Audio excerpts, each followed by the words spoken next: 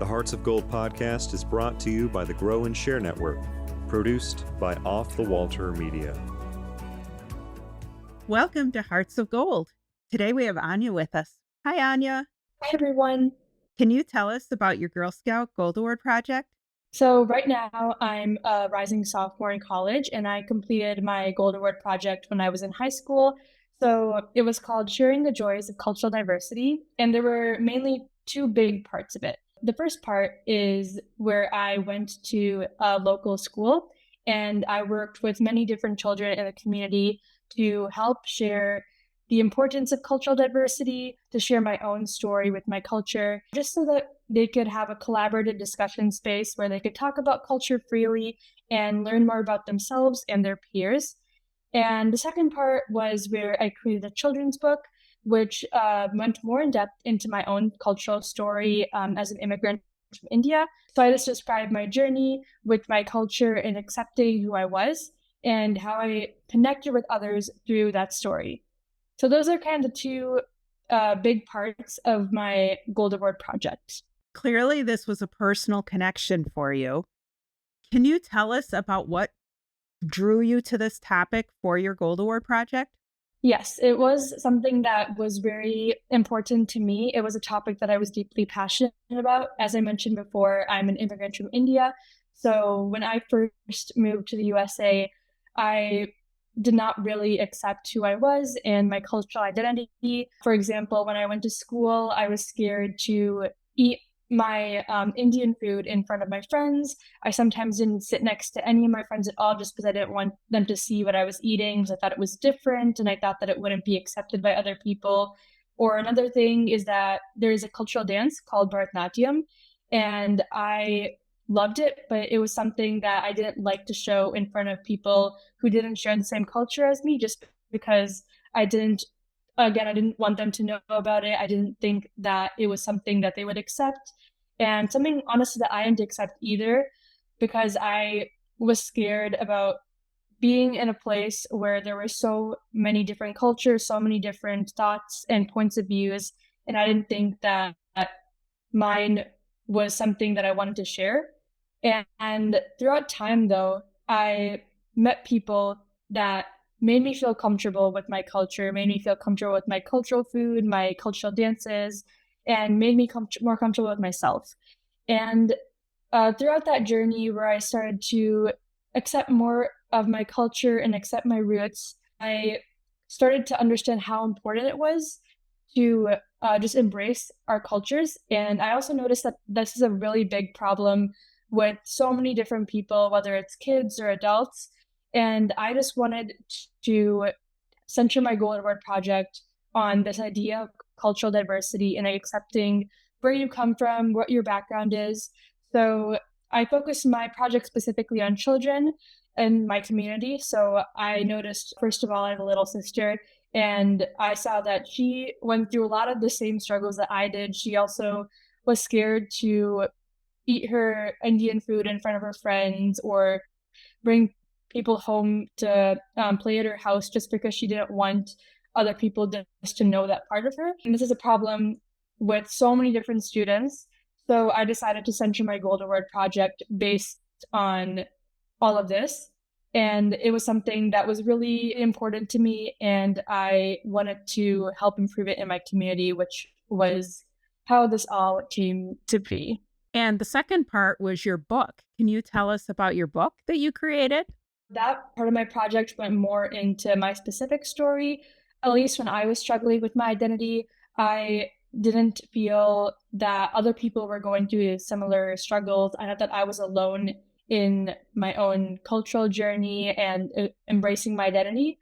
But then I realized that throughout time, I realized so many people go through similar struggles.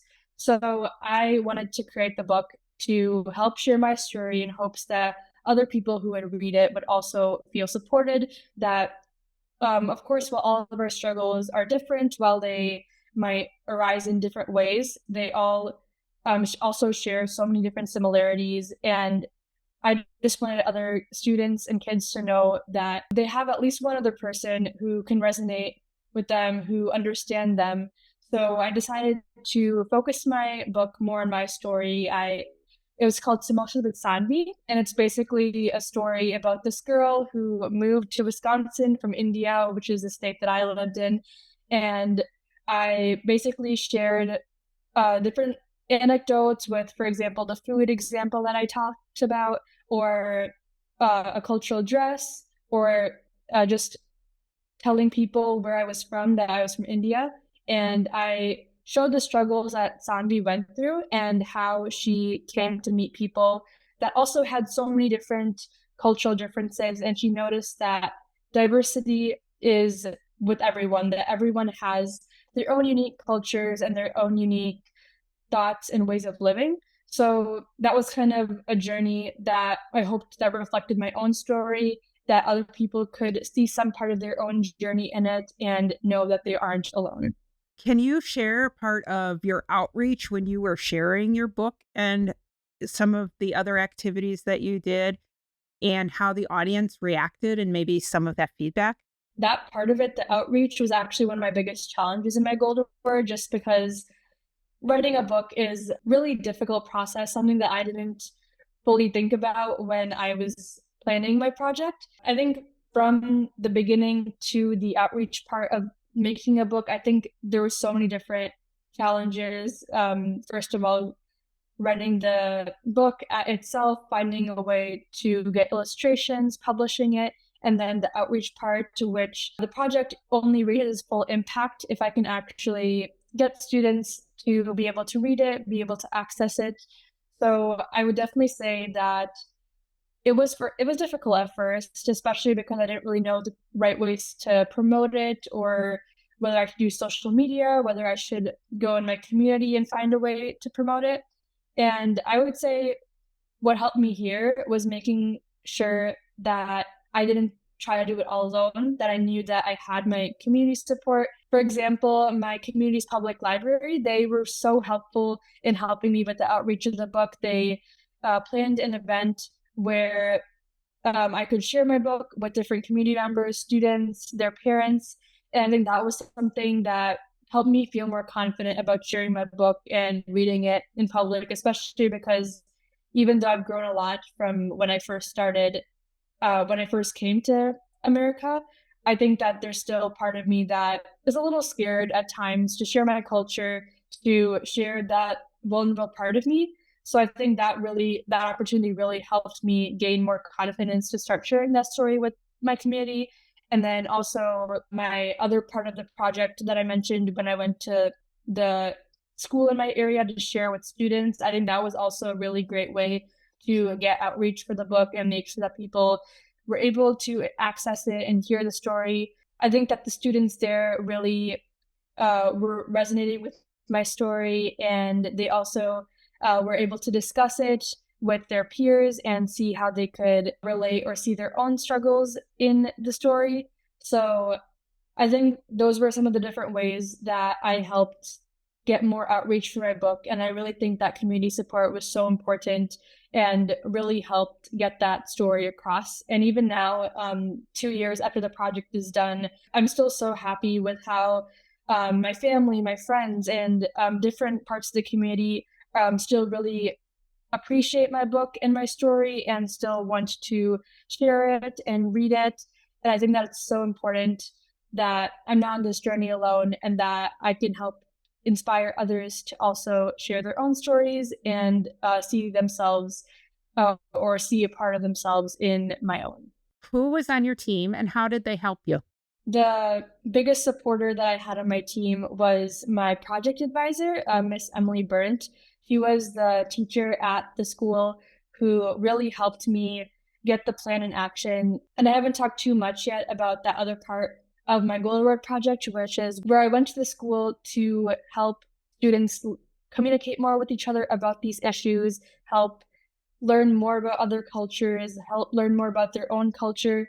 And she was really a really big support for that. And I can talk more about how she helped me with everything. So basically, I worked with the sixth grade class, and they had this world studies class, and I helped me and Miss Burnt. We found a way to integrate my ideas into their curriculum, which was mainly a cultural research project, cultural discussions, both small group and individual.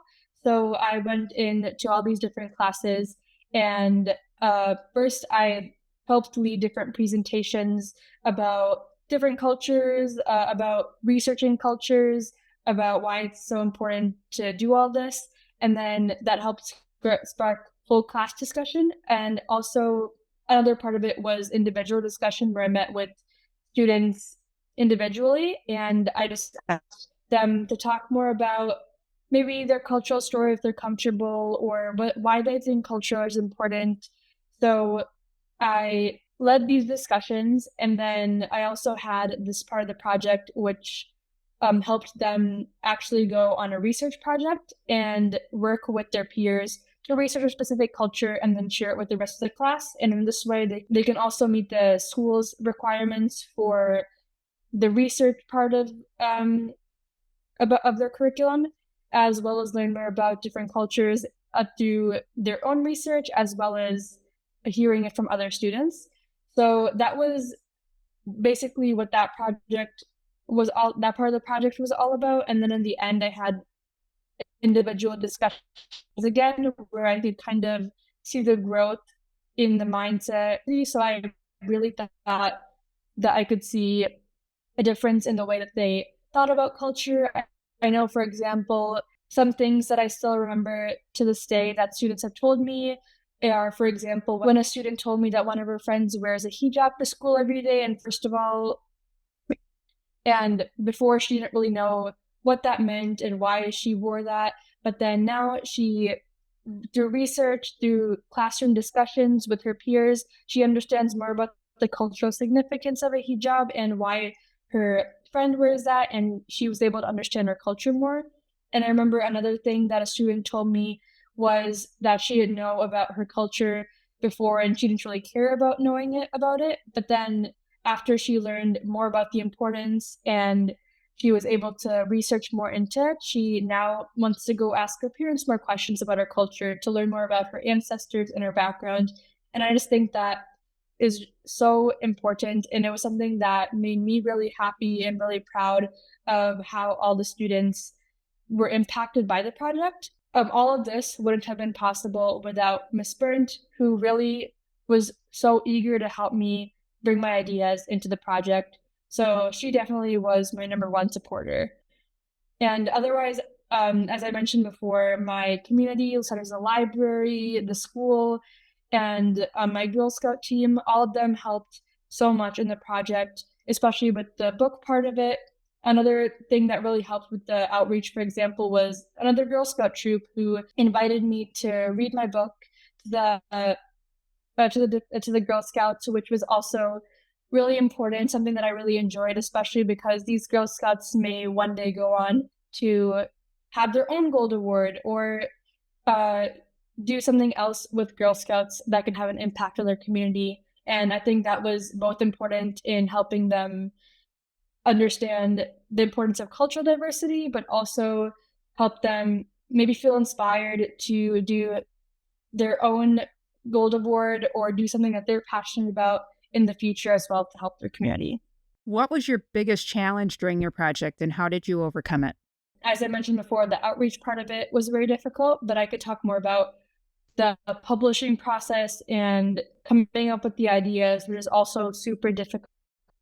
It was a picture book, so it had the words, it had the illustrations, the cover page, and then trying to figure out a way to make sure everything got put together. I know that at one point, when I finally got all positioned on the page, I was really excited to put it on Amazon, but then all the formatting came completely messed up. And then I was Googling for hours on how to fix it. I didn't know what was happening. I thought that it all looked great on Canva, but it wasn't. So I was just really worried then, especially because it was nearing the end of the publishing process. And then this big challenge came and I wasn't sure completely how to fix it. But then in the end, it all worked out perfectly. I was able to figure out how to format it correctly. And it might seem like a little thing, just putting the words in the correct spot on the page, but it was something that it was a small thing that got me completely worried at the last minute. So I think that there were so many different challenges that came up when publishing the book, and it was something that taught me the importance of resilience and not to give up just because some small thing didn't work out, because there's always a solution to it, even though it's not what I initially thought. And in the end, it did work out. I think the book published beautifully. I think the pictures reflect the words really nicely, and the students also really loved it. So I definitely think that the challenges with publishing a book for the first time were definitely worth it and something that I would love to do again. We will have a link in the show notes if they want to find your book on Amazon. Do you have a special memory from your project you'd like to share? I would definitely say something that is really memorable for me is when I actually saw the students' research projects at the end of the curriculum, where after weeks of researching, whether I know some cultures that they research were the French culture, Algerian culture, the Indian culture, Chinese culture. I know there were various different cultures that they all researched in small groups. And I think that actually seeing the students present them at the end where it was really meaningful to me, just because it was another way to see how the project really impacted the students. It was really impressive, all the work that they did, all the collaboration they had, especially as young kids. They were able to work together, figure out a way to organize this entire presentation, from the research part of it also to dividing up the speaking parts or figuring out ways to effectively communicate. What other Girl Scout memories do you have to share? When me and my troop went out to a yurt and a campsite, I remember it was my first time in this specific troop just because I had moved, and it was a great way for me to meet new Girl Scouts and make new friends. We, of course, did s'mores on the campfire just because there's no camping, in my opinion, without s'mores. We also were able to cook for each other. I was able to make a sandwich with different vegetables and like my homemade sauce. And that was something that was really exciting for me. And also eating all the other different treats that the other Girl Scouts had made. Also just staying in the yurt for overnight and bonding with the girls, telling spooky stories or watching a movie. It was just one night, but it was something that we had so much fun together, and it was a great way to make new friends. I also understand that you have been involved in, is it HOCA? HOSA? HOSA. Can you tell us what HOSA is? It's a future health professional organization. Basically, we're all students, high schoolers, college students. We all kind of have this community where we can gain more leadership skills, find our interest in the healthcare professions.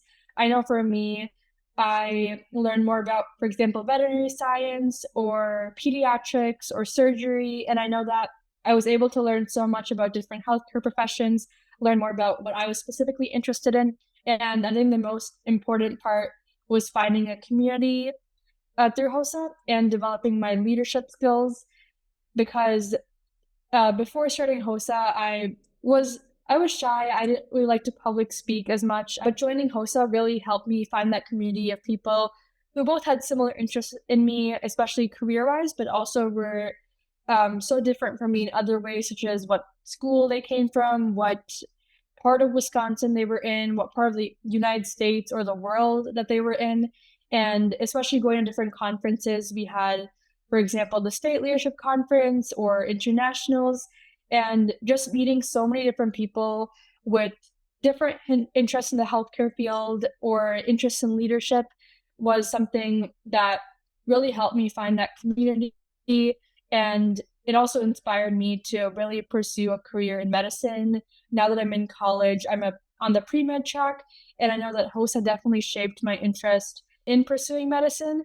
And even now, I see so many different people in college who were in HOSA in high school. It's just a really important community that so many different people participate in. It was an experience that shaped my leadership skills and also made a lifelong community. So what are you seeing for your future? I would say right now I am looking into medicine. After I graduate college, I would like to go to medical school, and I'm still a little unsure about the specific specialty right now. But hopefully, throughout the next 3 years in college, I'll be able to explore more and see what I'm interested in. And then I know outside of my career interests, I definitely do want to start publishing more books again, maybe experiment with different types of books, do more children's books as well as maybe a novel. And part of the reason that I did a book for my Gold Award was because I was generally interested in publishing and being an author. And I would like to share more of my story or even different fictional stories, especially because I love reading them and I would like to create them as well. So I know that I would like to publish for fun and I love creative writing. So hopefully that's something that I can do more in the future. And other than that, I would definitely love to travel the world. So far, I've been to India, of course, because that's where I'm from. And then I've been to France, Switzerland. Right now, I'm in Brazil for a college-related internship. So that's really fun to be able to travel. I know I went to Thailand and Indonesia, and I think it's just so fun to go to so many different places, especially because culture is something that is really important to me. And traveling is a great way to see all these different cultures and actually be able to be immersed in them and learn more about the specific culture that you're visiting. So I think that I love to travel and I would love to continue doing that as well in my future. What else would you like to share with the audience? A little bit of encouragement to any future Girl Scouts or anyone who's interested in making an impact on their community, doing something that they're passionate about to help other people.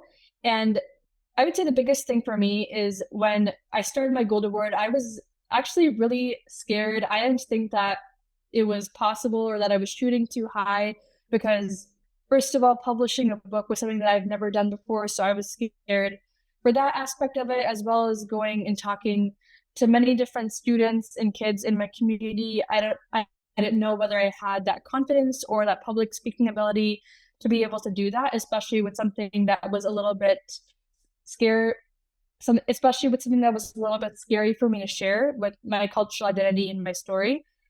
But I would say that even if it seems like a really big goal or something that might not quite seem possible at the start, I would say not to shy away from it, not to give up on that idea entirely, because while your project might not shape out in exactly the way that you might expect it to, it will definitely shape out in a way that is meaningful to you and is meaningful to the rest of your community. Whatever you're passionate about, for me it was culture, but whether that be something in sports or the environment or education or healthcare or any other area of your interest, I would say that as long as you're passionate about it, as long as that's something that's meaningful to you, something that might resonate with your own personal experiences, I would say go for it. Even though it might seem difficult at the start, figure out ways to involve other members of your community.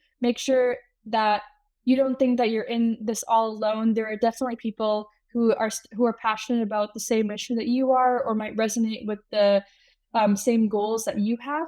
And whatever you're passionate about, whatever your project is, however hard it might seem, I believe in you, and I hope that you continue to pursue what you're passionate about.